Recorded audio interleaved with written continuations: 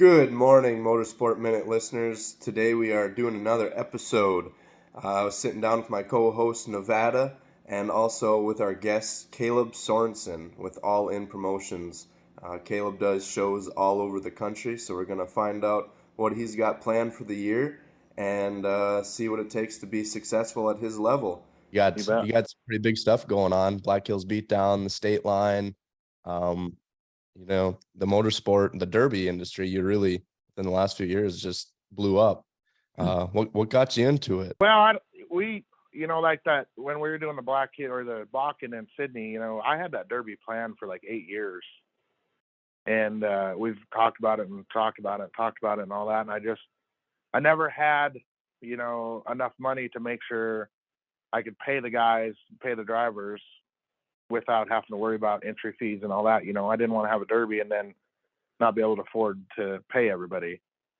So that's what took so long to put everything together. I finally got, oil field was good, and we finally saved up some money. And I just said, hey, I had the rules wrote down. I mean, I had all the plans wrote down for a long time.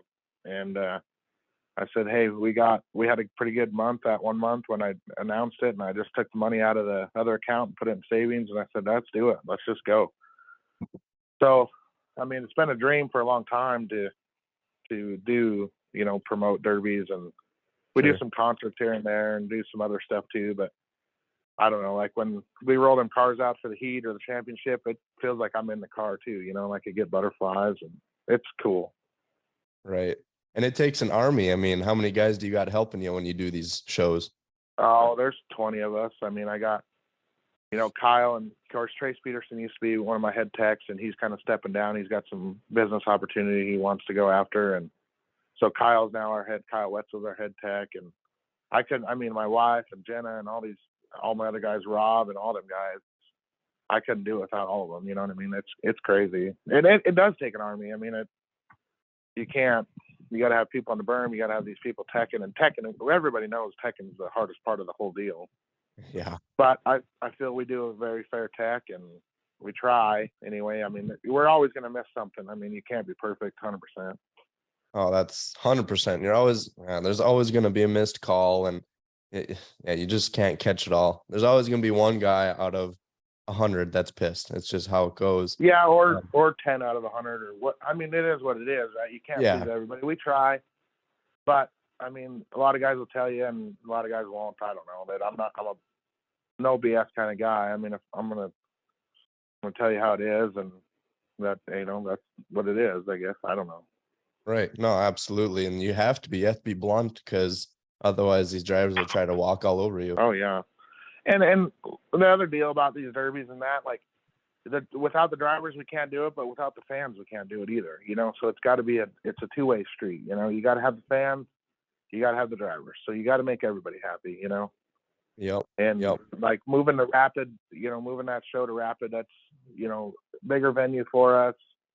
Everybody in Rapid, Sydney was great. They were great to us for the most part, but the fairgrounds in Rapid is absolutely incredible to us. I mean, they put all their crew on it for us, whatever we need, and they're there, and they love it. And we did their fair show for them in August of last year, and we're going to do it again for them this year. And I mean, John at the fairgrounds and all of them, the old Paul, he's like the fairgrounds, the grounds manager. Sure. Like, he let us leave our lifts there now, and like, I mean, just whatever we want to do, they love it. They just absolutely love it. Right. So I couldn't ask for a better place. As a lot of these venues, they do rodeos and they do whatever else. A lot of the time, a demolition derby makes them more money than a lot of the other shows they're doing. Oh, absolutely. But they got to have the rodeo, because it's, the rodeo's been going on for 200 years, I mean, right. Obviously that's serious, but, and they just can't. I mean, the derby, and every fair, if you ever look at the fairgrounds books, it's always the derbies or the motocross or something else that brings all the money in. Right, absolutely. And moving it down and the rodeo's a packed house too, but what's that? Oh, I was gonna say, moving it down to Rapid is just like a whole demographic of people as far as location. Like North Dakota, Montana is kind of, the rodeo is still a big thing just because of where we live and the things that people do for livings. But then you get down there, they have the racetrack, they have Sturgis, and they have the motocross stuff and arena cross all winter. So like you're really catering just the random person that's going to come to an event down in Rapid. It's a lot more broad to be more Right. motorsport stuff than maybe up here. Right. Well, like that 4GMX or whatever that they do down there that Robert puts on.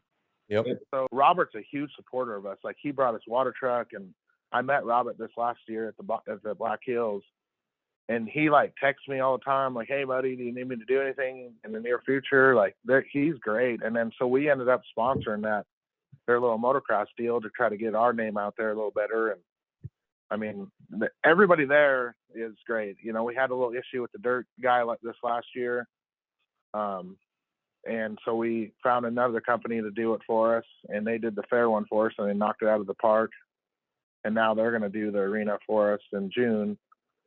And everybody there is amazing. I just can't, you know, it's just like, there's so much more less stress moving there than it was in Sydney. Like Sydney, we had to do everything. We had to bring in our own bleachers, our own this, our own that, our own this. And like in Rapid, you tell John's like, "What do you need?" And I tell him, and boom, it's there an hour later, you know? Nice. Yeah. So it's a nice little adjustment, you know? Yeah, that's crazy you say that, because my niece and nephew race every race that 4GMX does down there. So I see your banner hanging in the rafters all the time, and he's kind of got it around the arena. So that's pretty neat. Yeah, Robert's great. I mean, they're all great. And even like my crew was like, "Man, this is so much nicer," you know? And like I said, Sydney was great, but they weren't necessarily pushing us out. They wanted us to stay. They begged us to stay, but they built a bunch more stuff in the fairgrounds that kind of cut our pits in half. Oh. And I just kind of seen, you know, like we'd never be able to grow there, you know, even though the community in Sydney, like the hotels and everything, everybody was great. And actually my aunt is the fairgrounds manager, like the grounds manager in Sydney. Okay. So that helped a lot, but they were, you know, more towards the rodeo and all that stuff. And I was like, we're never going to be able to get bigger. And you have to bring in a lot of people to Sydney to, you know, make the, you know, actually Derby people. Well, when you're in Rapid, it's such a big town that they don't have to be Derby people. They can just come watch something because it's something new, you know? Right. Well, like you have at their so many fair close show in towns. August, it was a sold out crowd. Like we put bleachers around the whole arena, and they had to turn people away at the gate. They had 9,000 people there. Like, and that's an average for them at the fair Derby. So I'm hoping, which I think we will now that people know and whatever, that June we could do that same thing. But it just takes time, you know? Absolutely. A lot of time. So what other than your Black Hills show, because we'll touch on that a little later with what you got going on within the show, but what other shows you got going on? So the State Line Casino, Jesse's his name. He's the manager there, and the guy that owns all that is Jesse's kind of buying all that stuff from him. So they own them 2 casinos out there west of Williston. When I was a kid, the State Line had one of the bigger derbies around. Okay. So anyway, Jesse contacted me, and hey, we're trying to get into motorsports. They do a bunch of mud drags and motocross and stuff, and you know, we'd like to put a derby or do something or whatever. So I said, well, yeah, we can figure something out. Well, he actually drove down to the August Derby, to the Fair Derby in Rapid, just to see how everything goes. Sure. And then he leaves and calls me. He's like, "Man, I'm ready. Let's roll. So I said, well, before we go any farther, I said, I want to make sure that you understand that we're not gonna have a derby and not have the money for these people, you know." Right. So they pretty much hired me, you know, to come and promote. And I said, well, how much do you need? I said, I need at least 15,000 for payout for the derby. Oh, and that kind of struck it, you know, like, well, I said, I'm not putting the derby on and not going to pay these guys. So I said, figure that out. He called me back a couple weeks later. He goes, we can do it. So he must talk to the owner or whatever. He said, but we want to do a concert, maybe the day of the derby or the Friday or something. I said, well, we can handle that because I put concerts on down here in Oklahoma too. Sure. I said, that's no big deal. And so we booked a Spandex Nation from Vegas to come in on Friday and play, and then we'll do the derby on Saturday. And I'm hoping rules will be done today for that. Derby because I'm going to try to use Montana Class 2 rules if they're what I like. And Eric Tatey told me that he should have them done today. And that's But the week before Black Hills, or yeah, so yeah, that's the weekend before the Black Hills, which it's going to be a stocker build, you know, motor swaps, weld bumpers on, small cage. Other than that, there ain't going to be nothing special. And I think it'll be really good. You'll get my crew ready for the big show. And you know, it's going to be more of a local show anyway, and around Williston and Sydney and all that area, it's more of a stock kind of build kind of people anyway. Right. So, and then we're actually going to have a filler class at the big show, the Black Hills, of them same rules. So anything left over from that show can come to Black Hills and do a little filler heat. Perfect. Yeah, so I guess we can roll right into that unless Nevada's got anything. But the Black Hills, now you're kind of teaming up with Sam for that November show in Rapid City. I mean, what got you to that? I mean, that's kind of exciting, using one of your shows to be could potentially be one of the biggest shows coming up in Rapid City. So yeah, so Sam and Chris called me and said, hey, you're the first one we're calling. We want you to know we're not stepping on any toes. We want you aware of all this. Rapid's got one of the best inside facilities, and we looked at that place too. And he just said, we want to do like a championship deal where, you know, so many shows qualify, top 3, and then we have a one heat deal where pretty much you're crowned the best in the country. Right. And there'll be no entry fee or nothing for that one heat deal of Sam's. And he's going to bring all us in, and we'll tech all the cars, or our head tech will, and we'll make all the calls on the track. So anybody that, you know, does call, and we're going to pay, you know, so it'll be top 3 and Mad Dog from each one of these shows. Sure. And when we're going to pay them drivers to come if they show up. So It's kind of like a rewarding deal, you know, like you work hard and here you are, you know? Right. Yeah, I mean, it's huge for all of you, all the bigger promoters, because it's kind of getting your name on the mainstream for sure. Yeah. I'm, you know, love or hate Sam. You know, there's people that love him, there's people that hate him, but that guy can put a derby on. We all know that, you know? Yeah. And he developed, I mean, Smash can say whatever, but he developed biggest derby in the world. I mean, right. You know, let's just call it a spade. So it's pretty cool to be a part of it. You know, we got another show in the works. It's going to be pretty big too. I'm going down to sign contracts here pretty quick. And sure. I don't want to talk about that one yet until I have contracts signed. Do we get any hints on it? Yeah, it's going to be big. It's going to be, it'll be big. And we're not sure if we're going to do it like a team setup, or if we're just going to do a bunch of singles, or how we're going to do it yet. But sure, it'll be in March of 24. Okay. It'll be indoor, and it'll be huge. Are you teaming up with anyone for it, or are you doing it all solo? No, that's just. So I've been working on that for about 2 years too. I've been kind of waiting for COVID to get away and stuff. We were going to do it in Tulsa, Oklahoma, but we decided to go even bigger. So where we're going to plan on doing it is huge. So, and I just, like I said, the COVID kind of hit and kind of slowed things down, and we just don't want to have, you know, where we got to limit fans and limit this and limit that. So, right. But we got everything in order for the most part. We just got to get down and sign contracts, and then as soon as we sign contracts, it's 100% go. But I don't like leading people on and then it not happening. You know what I mean? It's kind of just a shady deal. So I'd rather 100% feel you. We got a couple contracts hanging out there as well, and you can't really tell anyone because it might not, you know, might fall through or whatever. So happens. Right. And there's some other fairs that we're going back and forth with right now. They're trying to get us booked, and so there might be 5, 6 shows this next summer. There might be only 3. I don't know yet.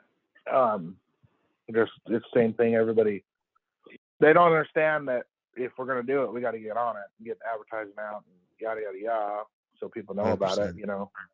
Yeah, They just 100%. think that you have a derby, people are gonna show up, and that's not the case. But it's like that.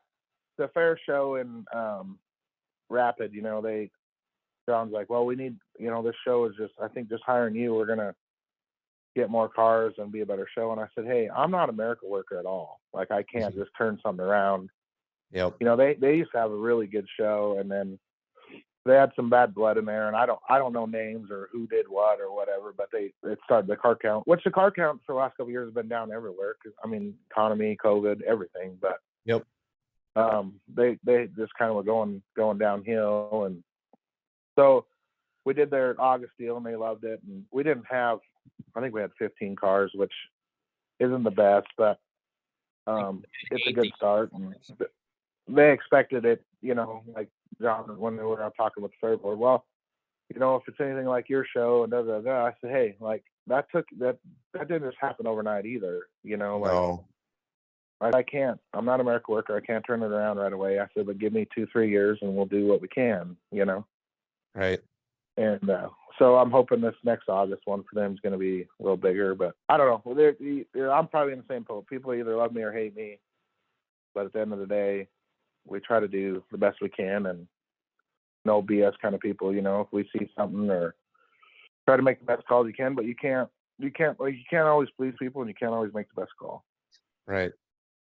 There's getting to be a lot of younger guys and even guys that used to do it getting back into it down in that part of the world too, whether it's from, you know, your Beatdown show or now Sam show moving down there. Just derby down in that part of the country is really starting to grow again and getting smaller or newer guys into it. So like I think because of that fair show will probably continue to grow back to maybe the way it used to be. Yeah, and that's what we're kind of hoping. And like the crowd's there, so you don't have to worry about that. Just getting all the drivers on board to try new things, and you know, Right. a lot of people we had a lot of people pre-register, and then you know they were thinking they could just bring their Black Hills cars. Well, then they got a lot more trashed at the Black Hills than they thought they would. So Right. we actually brought in some Nebraska drivers that ran the Black Hills that come to the fair show. So that was cool. And then of course the local people and stuff. But it just takes time, and you can't. I mean, Rome wasn't built in a day. Right. So And I know, like, for our stuff, we're trying to go, how would you say it, back to basics maybe. The full cradle, the full trans brace and stuff, it's not over, but you're not going to get people into it and just jump right into something like that. So there's a place for them kind of rules, you know. And my favorite builds to this day is like a kind of what I'm going to do for that state line, just weld bumpers on, small little cage, you know, lower cradle to protect your engine, stuff like that. Just really easy build. And you can still, and even my rules for the, you know, the reason my rules are a little bit more is because, you know, there's a lot of money on the line. You got to have a car that can compete. And the way I make these guys drive, you know, I couldn't expect them to drive super hard if, you know, they don't have the car to do it. Absolutely. And I like my rules too. It just depends. You gotta have the rules for the crowd or for the people that are coming. You know what I'm saying? Yep. So it's, you know, like Utah and that rules, and you know, whatever, they're different animal too. You know, you go out east, Iowa, and that's a different style of rules. You know, Right. you just kind of got to get the rules for the drivers. Right. So. Yeah. I mean, even you hop over one state from North Dakota over to Minnesota, it's like a whole different world. You know, everything, it's called stock, but it's like our limited weld, and their limited weld is like a full weld. So. Right. Yeah, I know. And that's like everybody calling these super stock rules, and they're like my class 3 rules. And I'm like, easy, you know, but. Right. I don't, everybody's got a different opinion on that, I guess, but, and I get cars are hard to find in that, but it's just like, you know, in the Black Hills this year, we open it up to any car. You know, we never let Imperials or 03s or Sueys run, and then California guys wanted Sueys and all that. And I said, well, I can't just open it to Sueys. I have to open it up all the way. And I don't know if it hurt us or helped us. You know, some people are scared of Imperials. Some people are scared of 03s. But we're gonna try it, and if it, if we talk to everybody at the pit meeting this year and they're like, no, we don't want to see all that, well, maybe we'll go back, or like the Right. Blizzard Bash. Some years they let Imperials, some years they don't. Right. We might do that. We might pick, next year we might say 03s and Sueys, but no Imperials, or vice versa, or back to basics. I don't know, but Right. I like to change up. It's kind of fun, Right. Yeah, we did the same thing. We opened it up last year and we got a couple O3s. I'm trying to think if we got any Imperials, and I don't know. As far as us, we didn't really get any backlash. You don't see the Imperial builders like you used to, just because they've kind of gone away since nobody's allowed them to run for how many years. But you've watched Right. Blizzard Bash and all that stuff. These, how these new, how the GMs are built now, and the 9802s, they can take out an Imperial or anything else just as easy as any other car, in my Oh, and opinion. I love driving Imperials, but I'm not scared of them either. I mean, No. if I'm in a different car and against Imperial, I'm gonna stay right with them, and I'm gonna beat on their tires, and Right. there's a way to beat every car. And Yeah. that's just like, a lot of people were saying we built them rules for caddies. Well, a caddie's never won my show ever. We didn't build the rules for any specific car. I mean, the Right. caddy, obviously, in my opinion, at my show, you got to have something that keeps steering for the end, Yep. And we know a caddy and 03 and all that, they're not going to have steering at the end, Right. And so if I was sitting there and I was going to run my show and I was trying to pick what car to run, and this sounds crazy because I hate Vics, but I'd be in either a 9802 Vic or I'd be in a 73 Chevy. I love Chevys. I've always run Impalas and Caprices. That's been my pick forever. But I know at the end that thing can be snooted up in the air and I'm still steering. Right. Right. So that's where I go with the Chevy, and the 98.2 to me is the same thing, just a little smaller car, but they're fast. You can get around, and you got to Right. be fast at my show, Otherwise, somebody's gonna get a hold of you, and that's gonna hurt, Right. Yeah, like you're showing the feature, there's always the caddies that make it there through whatever, make it through the heat or have a good heat.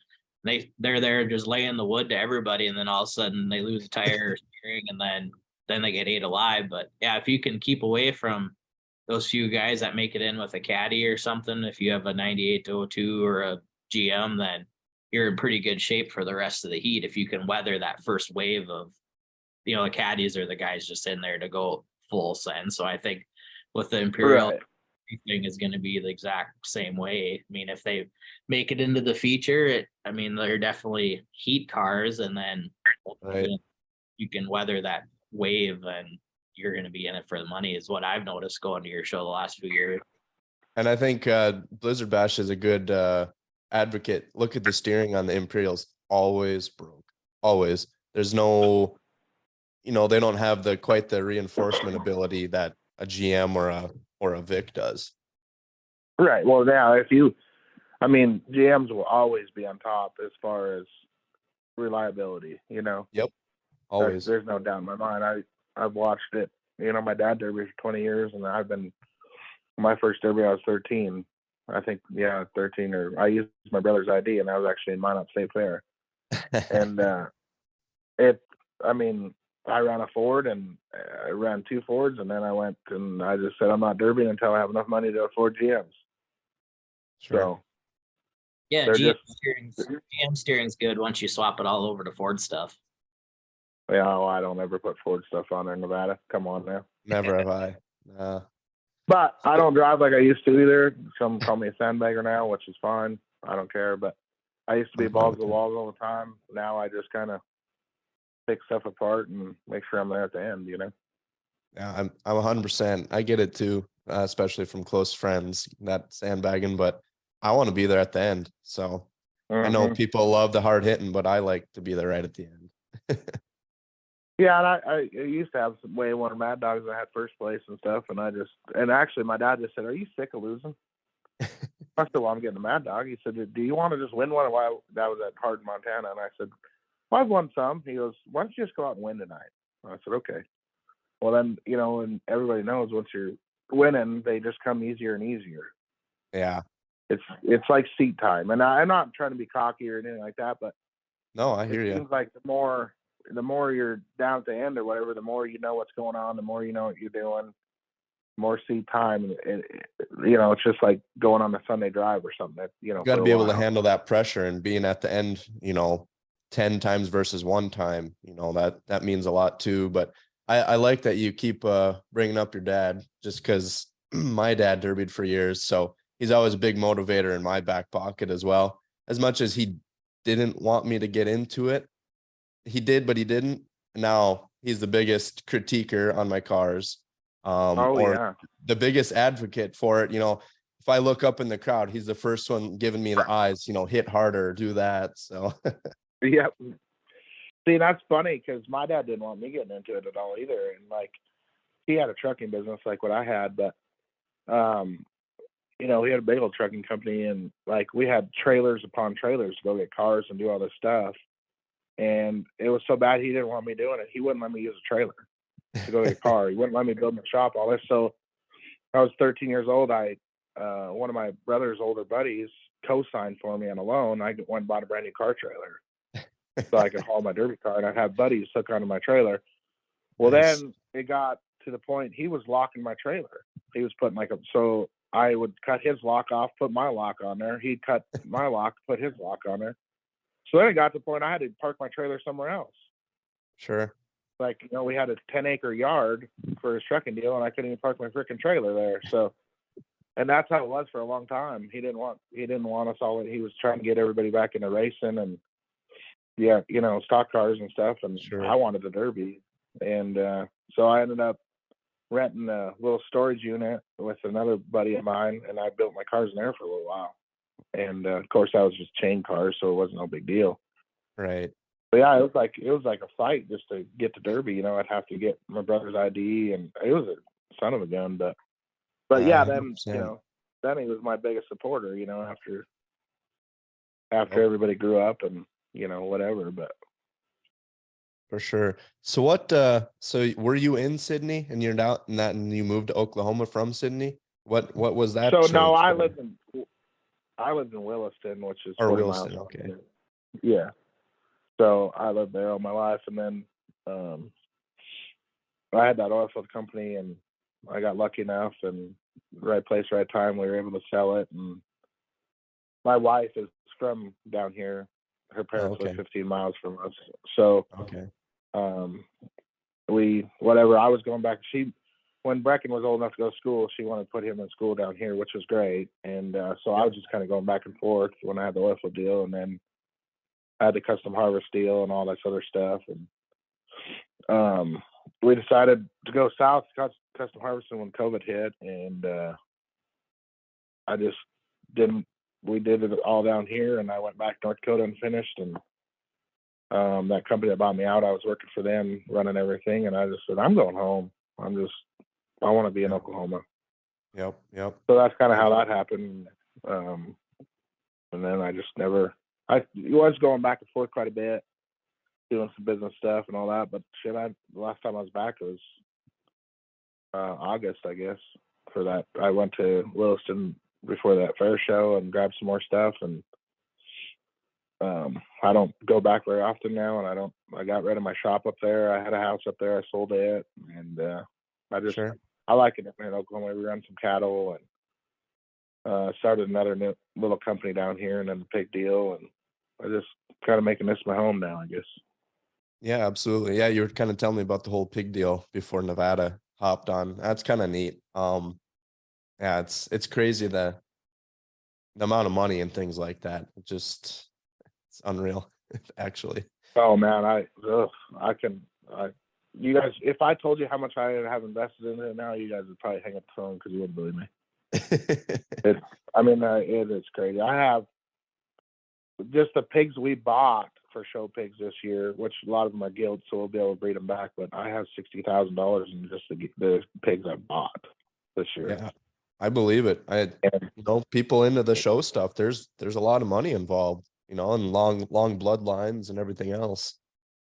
Oh yeah, and like we saved a bunch that we raised too, and I built the kid a brand new barn, air conditioned. I mean, you name it. And it's just I just ordered a fair in the house. If the kids love it, that's all that matters. Yeah, and like we raised a pig this year. The guy bought to keep as a boar, so that's pretty cool. Like our first year raising pigs, and we raised one good enough to stay as a boar and stuff. So that'll help out too. It's just the same thing as this derbying and all this stuff. You got to get your name out there, and you got to win some, and you got to, and it's the same thing. And because there is politics. I mean, believe it or not, there's a lot of politics in this show stuff too. Oh, I've come to find out that it's not just derbying, because aside from derbying, we do other stuff, the mud runs and the car show.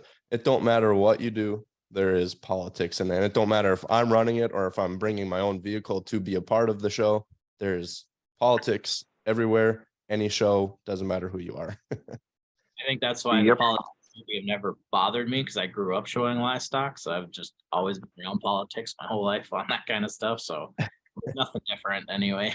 And whatever, if those certain people don't like you because you're the one promoting or whatever else, screw them. Don't show up then. That's how I look at it. Well, and I tell everybody, because Kyle Wetzel, everybody kind of likes Kyle or or whatever, but he don't like being the hard ass. And I just tell everybody, hey, I'm not doing this to make friends. I'm doing this to put on a good event, a good derby where everybody can come make some money, have a good time. Yep. So, I might piss you off, I might not. Whatever, Yep. But that's just the way it is. Right. So as far as partnering, because you partnered with Sam, do you guys ever I wouldn't consider that a partnership with just Sam.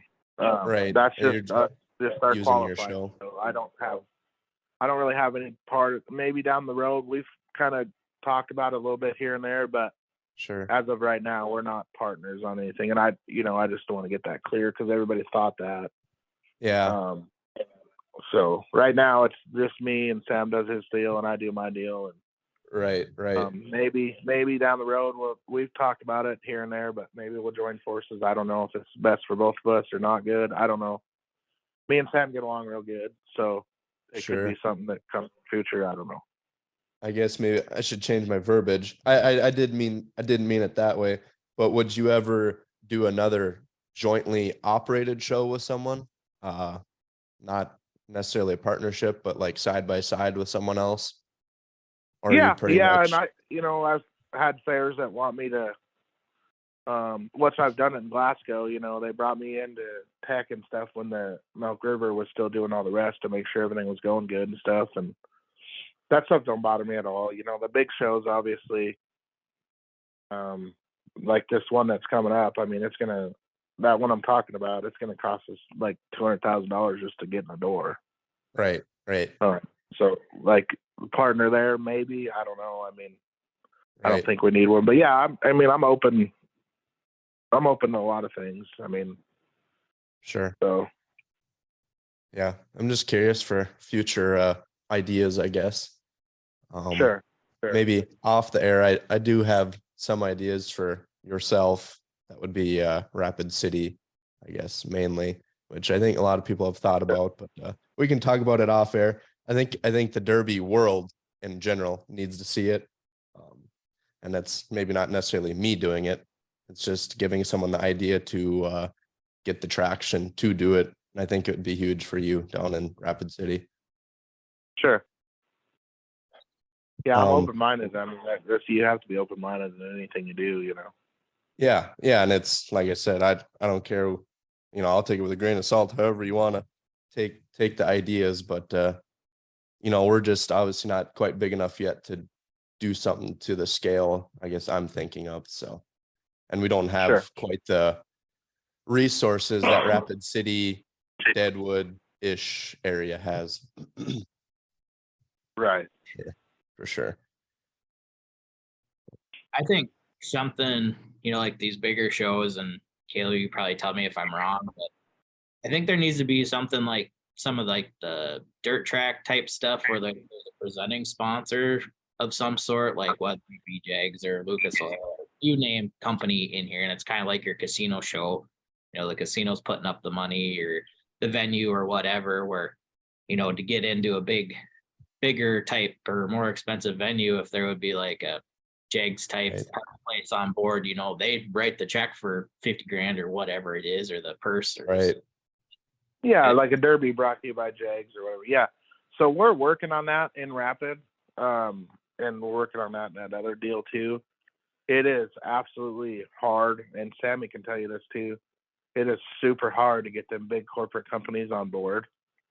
But once they do, they want to see, like, they want to see Return. if they were to do this, how do they know that? And it's just like anybody else, but they're just more critique about it. Well, how are these derby guys going to be buying Jags equipment or Summit or, Speedway or what, you know what I'm saying? So that you got to like put this analysis together for them. And it's a difficult deal. But it is doable and we're working on it. I have a marketing gal that is working on stuff like that in Rapid and at that other place too. And so it's just, you got to prove the concept, and then you got, you know what I'm saying? So like this last year at Black Hills, we didn't make any money, which is fine. I knew that. We actually lost a little bit of money just because I upped the purse so high.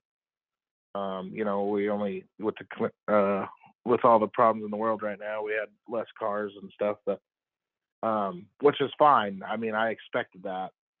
And then I had to pay for a lot more stuff in Rapid this year too, like the dirt guy that kind of screwed me over, and then the skid steers and all this other stuff. Well, this next year I got a lot of people stepping up to take care of that, so that's going to help out a lot.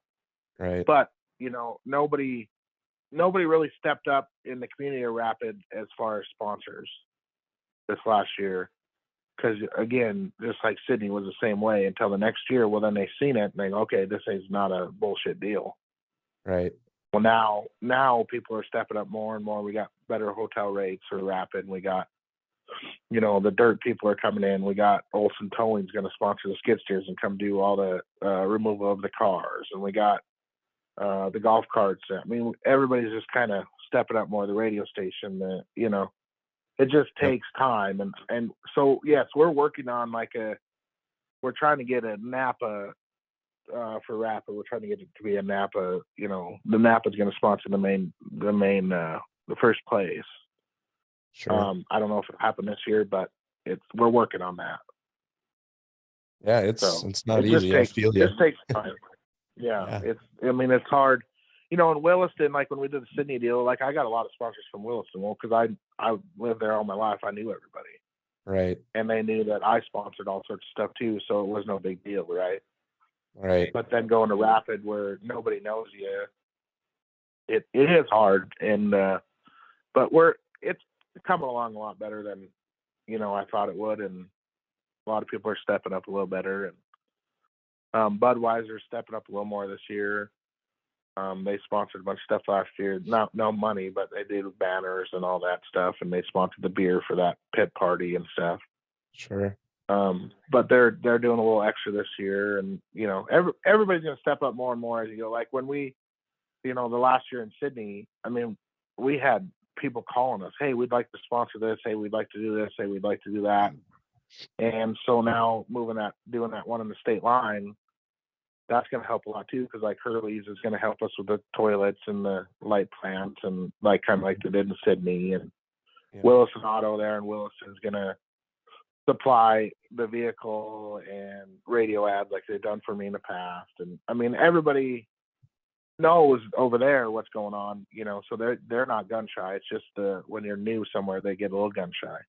They don't want to fly by night still either. They don't want to sponsor it 1 year and they never see that person again. Absolutely. And I don't blame them. I mean, they got to be careful too, because if they're, if they sponsor the wrong thing, the event goes poorly, it reflects back Right. to have their name on the poster, which Yep. it has a lot of different events coming and going all the time, or just the hills in general. So, like you making the investment last year on your own and you're losing a little money is going to probably return tenfold on that eventually. Right, exactly. And when we decided to move it to Rapid, me and Trace were talking, me and Trace and Kyle, and we're like, well, what should we just let her rip and up the pay too? And And Kyle's like, no, let's just wait and see. And I said, you know what? Screw it. Let's just see what happens. So that's when I moved first place up to 20 and second up to 15. And could we have waited a year? Probably. Would not have helped me out. Yeah, probably. But you know what? We want to have a big derby and have a good show. So, Right. And, you know, a lot of people say that for the money we pay, it's one of the most hard-hitting shows for that kind of money. You know, like of course, you throw money out there, you think everybody's going to sandbag, but we try not to let them. So that helps Right. a lot, you know. Right. Cool. Well, I don't have anything else. I don't know if you do, Nevada. Yeah, I mean, just the general stuff. It's nice to talk to, you know, you two that promote more stuff. I sit here with a lot of ideas through marketing stuff, different things that I do. So it's nice to kind of just spitball those ideas and just hear how realistic, or I mean, give you guys some ideas and whatever. I guess like we talked about coming back from Blizzard Bash, I had Derek and Tyler in the pickup with me, and we just BS'd about stuff we'd like to see, or you know, different stuff. You know, it wasn't any rules talk, any type of cars, builds, driving, anything. It's just marketing and stuff. And I mean, that's what I try to focus more on because I kind of have to with my business, I guess. Right. Right. Well, and that's the other, you know, the other problem with marketing and advertising and stuff like that is Facebook is legit the number one marketing and advertising tool there is. Yep, for sure. You know, everybody, it's insane what you know, people, I don't do Facebook. I don't do Facebook for anything other than advertise my business and seeing stuff on Marketplace and whatever. But Facebook is a beautiful, beautiful free tool to everybody. You know, we pay to promote the ads and stuff. We pay for it and stuff and whatever, but it's hard. And that's another reason it's hard for these businesses to sponsor things is because they have Facebook. Right. And you can get 20,000 views off Facebook in 2 hours, you know, so they're like, well, we could just spend our money on, you know, social, you know, Right. so that gets hard to get people to step up too. Right. For sure. But I mean, appreciate. Nevada, you do everything you do on Facebook too. I mean, most all your stuff. I mean, it's my Cattle King deal down here and all my other stuff. It's Facebook generated. I mean, it's insane how, you know, how that stuff works. And all the info for Blizzard Bash, all the info for my show, all the info for Sammy's. They might have their own website, but literally Facebook. You know, so it's We Crash is a thing of the past. Oh, absolutely. Yeah. I think it's so funny, like some of the stuff at my real job or just different things I'm involved in town. They're just like, well, we got to make sure we put it in the paper or the radio because not everybody has Facebook. I'm like, someone's grandma is commenting on every classified post. Don't tell me that everybody has Facebook. And if you don't, you're such the minority. It's not worth spending the $50 to put it in the paper or the radio or something. Yep. Like, the only time we've ever seen it beneficial in the paper is when we do our car show because it is predominant older people. But other than that, paper ads and things like that have been just a waste of money for us. But even like that, as far as like events and stuff, there's not enough to go in these local papers. They should just do a story on it just to fill space. You shouldn't in my opinion, you shouldn't have to pay $50 to advertise. It should just be a story on there. Like you can't tell me that it's filled and it gets expensive, super expensive. Sure. Well, yeah, they like Sydney did that. You know, we were in the paper, me and Sam Bando, and that was pretty cool because it went pretty viral there for a while about that derby. And then the Sydney Classified did that. Well, then the Miles City newspaper pretty much shot it all down and said that the reason. So they that year that we had that really bad COVID when whatever. Yeah. They tested. Richland County tested the day Monday after the Derby. They had a free testing. Okay. Well, of course, when you don't test for a month, right. Well, now you're gonna have COVID cases, right? Well, then Miles City put in their newspaper because they didn't want to have the Derby that it was the Bakken's fault, the Derby's fault, that all the COVID cases. So tried to give the you bad newspapers PR. good or bad. Yeah, exactly. And I was like, and you can't. You know, on Facebook, I can just go delete somebody comments, I can delete it, or I can do this or do that or whatever. On that newspaper, I can't, So, and that's the other problem with Facebook too, is though you got all the keyboard warriors that they've never derbied a day in their life, and they see, like at the August show, that third place car, we have a one and done rule. So if you're on fire, or if we have to stop the derby for you, you're done. And he literally got that one car up on the side and kept going and flipped them over. I mean, it's down to 4. They've been battling for 20 minutes. Right. Well, so that took that other guy out, right? I mean, I would have done the same thing. I mean, it sounds shitty, but I mean, I'm down in the money now, Well, then we had a bunch of people that, what a shit driver. He should have backed up and not done that. He could hurt somebody. And it's like, have you ever even drove a derby car? Or even been in the pit? That's the only thing that sucks about Facebook is bad news travels way faster than good news. You know what I'm saying? Oh, 100%. So that's and you got to take, after the first year of promoting, that's what I learned is you cannot take this stuff to heart. You might have 20 people on there bitching and moaning, but you have 2,000 people on there praising. You know what I'm saying? Yeah. And you can't take the bad. You can take it into context or whatever, but you cannot let it dictate what you're doing. Absolutely. As far as, you can't get discouraged and, well, so-and-so said that we shouldn't, this guy got a driver's door hit or whatever. And well, now you can't let that ruin the big picture, Absolutely. So we're so bad at that as a sport, like you just said, there's 2,000 people that, or whatever the number is, but 2,000 people that loved your derby, loved your show, loved tech, whatever. They don't say anything. But then the 2 guys that got torqued off, they're on there running their mouth and saying this and saying that about your show. Yeah. You insert what show, what promoter, and what people, and it's pretty interchangeable, but we're not very giving praise, or it needs praise. We're just right there to cut everyone down, and it's not helping, Right. And I think you kind of ran into that a little bit last year, Caleb. I mean, we don't have to say names, nothing, but the sort of the bad PR, the Facebook stuff after the show. You got some just from certain drivers, I guess, which always stinks because they, whatever. They're the ones that are trying to taint your show, and everything else up to that point was great, basically, Oh yeah, like Scott with Folsom Opar, he's sponsoring again like he always does, and maybe I shouldn't even say this, but he's been around the sport a lot longer than a lot of us, and he goes, man, it's the best derby I've ever watched. He said it's great, they're good calls, good this, good that, and you hear that from a lot of people. Then you have them certain few that think they got screwed over, that I'm a two-faced snake and whatever. I mean, it is what it is, right? You just gotta roll with it, Right. I mean, it's not good for anybody, because I talked to you that week after Beatdown, and you asked me like, hey, do we have a problem? And I was like, no. Like, that's how far it trickled down, because I was like, well, no, I'm friends with you, and we do a lot of things with business, and I'm friends with that other group too. I don't have any bad blood.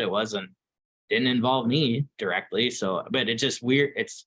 That's what I mean. Like, that's how bad some bad news travels. Like, it hurts. It doesn't hurt the parties involved. It hurts everybody else, Yeah. Exactly.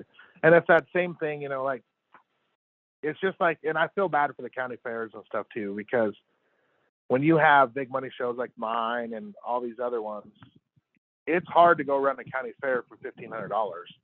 Right. When the county fairs used to be the most fun derbies there was. But when you got a show like mine is paying $20,000, an $80,000 purse, your shows, all these other shows that are paying a lot better, you're not going to go waste your car at a $1,500 county fair. But on the other coin, if the county fair is doing a good job, then the money isn't a big deal, right? Right. We all know that the money's there. It's obviously more enticing, but we all know we're never going to get that money back. Right. Them old days, like when my dad derbied and stuff, he had to win, or he couldn't afford to go derbying the next weekend. Right. That's just how it was. Well, now there's so much money invested that it's just like this pig operation. Whether we win or not, it ain't going to make a difference in the checkbook. You know, Nope. yes, it feels good to go cash that check at the bank and whatever, but then what do you do with that cash check? Oh, I should call Baldwin, or I should call Scott, or I should call Nevada, and I should get this and I should get that, or you know what I'm saying? Yep. It's just like a business. You just keep reinvesting it, and sooner or later, you know, and then you got the people that, you know, well, they retired because they couldn't afford it. No, I don't think that. It's family, you know. Everybody's got kids now, and they got, you know, like I don't get a derby as much as I want because I'm chasing Brecken around doing all this, and Right. and that's what happens. Everybody's in sports, and you know, family happens. So when you used to run, you know, I used to run 15 to 20 shows a year, and it was not even a question. Now, like last year, I didn't get to run at all. So, and this next year, I plan on running one or two, but it's just family. So then you get the people that are younger that don't have the family. Well, then they're going to run a bunch. And so a lot of people pick, you know, they'll sit in the winter and say, okay, I want to run my show, Sammy's show, your show, or whatever. And that's their shows they're going to run. And if they have a car left over, maybe they'll hit up a county fair. Right. So that's what, and I hate when county fairs get to well, the Derby and there's just not as many cars there used to be. You're right, because the $50, $25 cars, and throw a set of plug wires and a tranny kit in it and go win a Derby is long gone.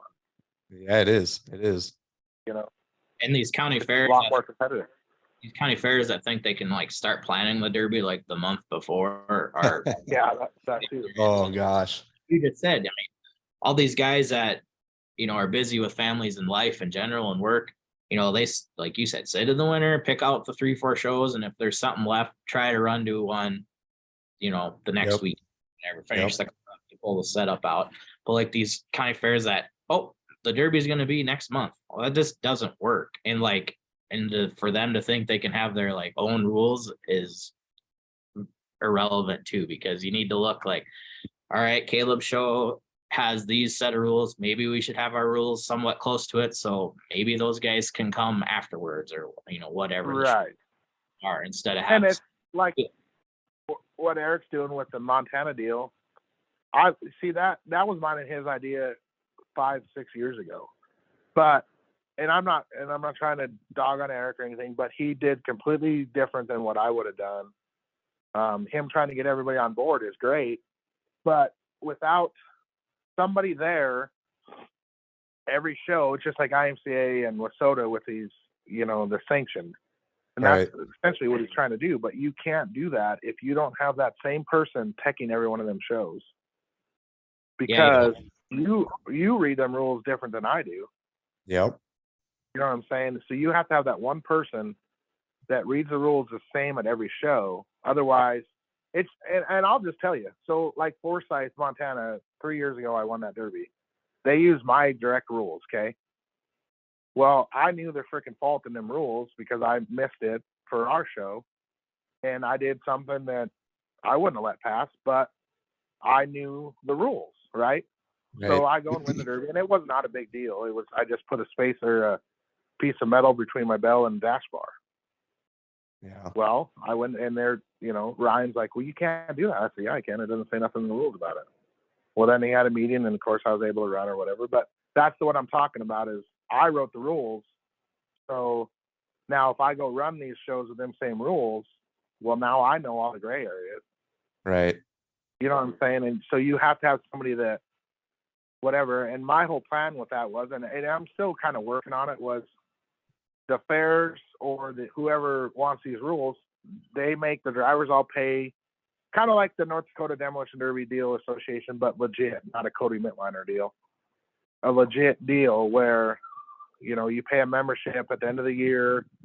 You know, there's awards banquet, just like the racing deal, but you have to dedicate somebody to go to each one of these shows that hires that, you know, that essentially they buy that set of rules. Right.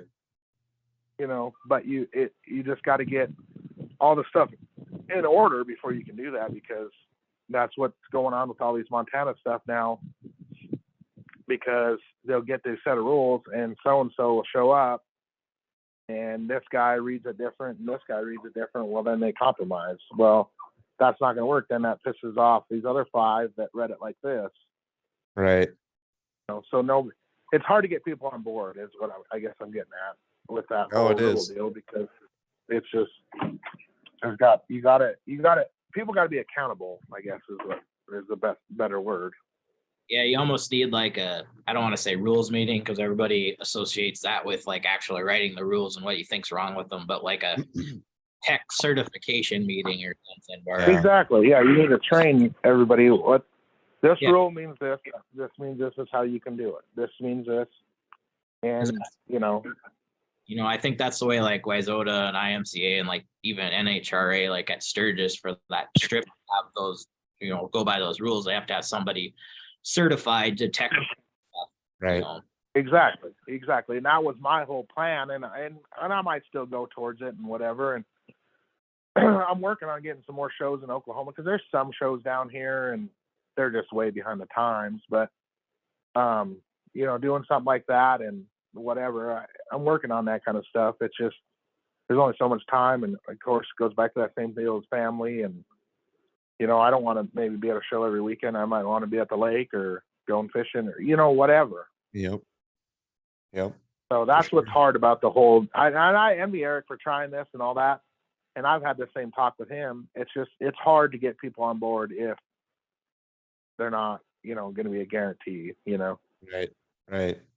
It all takes so much time. I mean, we're all doing this as a hobby and a side gig or whatever. We still have our families and work and everything else, where like some of the other motorsports, like people that are the NHRA or the IMC sanctioning body, like there's a place, an office with 10, 15, whatever, 100 people working there. That's their job. Exactly. We're trying to do this with a little bit of time we have after work and free time, and he appreciates all that stuff. Yeah, no, and he's done great, and he tries and tries and tries, and he can't get all these people on board, but the ones that are on board love it, and once they figure it all out, and he tried, and he went to like the shows last summer or the summer before and tried to help them and do all that, and it's just, but like I told him, I said, are you going to do that every year? Well, I don't want to. Well, exactly, that's the problem, is we can't. Right.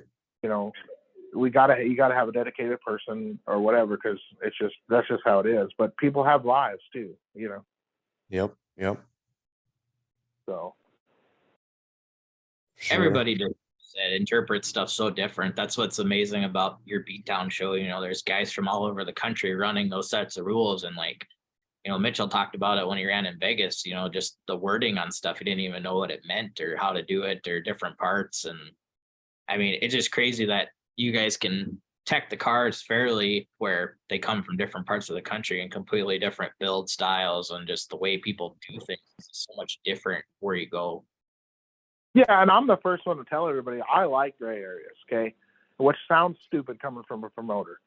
But you got to let these drivers build too. That's part of the fun, right? Is reading between the lines, figuring out how you can get away with it. Chris Williams last year got away with something pretty bad. I'm not going to tell it on the air or whatever, but it was badass what he did. And he just sat there and studied them rules for a week, he said. And, that's where the thinking, yes, if you just skim through them rules, okay, I could build a car in a weekend probably, or a week, but you're not going to be competitive, because there's so much stuff that you can do, but we still drag it back to, then we make a decision. Well, it is, it kind of says it, it kind of doesn't. We're going to set our grounds right now. And I feel like we're very fair about that. If you got us on a set of rules or on a rule, we're going to let you go with it. We might fix it for next year, and we'll write it down so we can, but you caught us, go ahead. You know what I'm saying? But I'm the first one to say, you got to leave gray areas. You got to leave so these guys can build a car. Right. And that's what I kind of admire about your guys' operation, is if someone does get you on the rules, guys don't necessarily like freak out and be like, nope, you're cutting that. No ifs, ands, or buts about it. You're just like, no, wait a second. Like, you got us. Do it this year. You're not going to do it next year. We're changing, Right. Make sure. And that's what we'll do. We'll just take the 3 of us or the 4 of us or whatever, and we'll go in the front of the car or wherever and say, okay, he's got us. Do we let him go with it? Do we not? If we let him go, we need to make sure that, you know, we've set this standard right now that this is going to be okay or this isn't, you know, and I like that about, and Kyle is very good, and Trace was too. And I mean, we're going to miss Trace, don't get me wrong. But Kyle, and, you know, we hired some more guys now or whatever, but Kyle's very, very good about that stuff because they are builders, right? So they'll think outside the box. And then at the end of the day, I make the final decision because them guys don't want to be the bad guys or whatever, which is fine. But they say, hey, here's what, you know, Gil and Fetro and all them, here's what we think. Okay, well, let's weigh our odds or, you know, whatever. And I like that about our crew because a lot of people don't do that. You know, we used to go to shows and county fairs and, well, nobody else did this. Well, what does that matter? Right. You know what I'm saying? I don't like that. Right. Well, just because somebody else didn't think about it doesn't mean I can't do it, you know? Yeah, I hate that. Or they'll be like, "Oh, if I would have knew I could have did that, I would have did it." It's like, no, you didn't know you could do that because you don't go to derbies every other week. You're not friends with all these guys that are good builders and good drivers and help. And them. you're not competitive. Like, that's about all it boils down to is you're not. They're the same people that are going to sit there and bitch, but they're going to be the same ones that don't put the time into their car, just like this pig show and deal and everything like that, you know? Everybody always says, oh, Becken's pigs walk so good. Well, yeah, he puts in the work, puts in the time. Right. He's down in the barn every day. Same with that derby car. You know, I read the rules 100 times, and I looked at the car 100 times. And, you know, all these good builders and drivers, it depends on what kind of rules compared to what kind of car they're bringing. Right. You know what I'm saying? I'll read the rules, and I'll say, okay, which I'm probably bad about because I'm probably going to bring a Chevy every time, but a lot of these guys will be like, well, this is better for this car. So let me bring, you know what I'm saying? Yeah. And a lot of them guys, they don't dream like that. You know, they just think it's well, we can weld 15 inches and we can weld the door shut and put a cage in it. That's easy enough. Well, no, if you read them rules and start getting creative, there's a lot more you can do. Right. And that's not just at my show. That's at everybody's show. For sure. So I like that stuff. And it's cool. And that's why another thing, like anybody that texts my show can never run my show because 100%. I don't feel it's fair. You know, I think like Blizzard Blast them, they do like 2 or 3 years, but I don't think it's fair that you can sit there and learn all this stuff, Right. checking them cars and get all these good ideas and then come run my show. That's just not fair. Nope, not at all. So that's how I said it. And it's cool, the teching and seeing all these cool ideas. And I do give a lot of them drivers a pat on the back. I'm like, that's a pretty good idea, you know? So I can leave it. Yeah. But but there comes a point where you can't let them just go do whatever they want either, you know? Right. So. Cool. Well, I appreciate your time, Caleb, hopping on, and it's a good little talk. And thanks again, Nevada, for hopping on. I don't know if you're gonna go watch the football game today or not, but I'm sure I'll watch part of it, but it's not like. Yeah. Don't forget, like, subscribe, all these videos. We can't do it without you guys.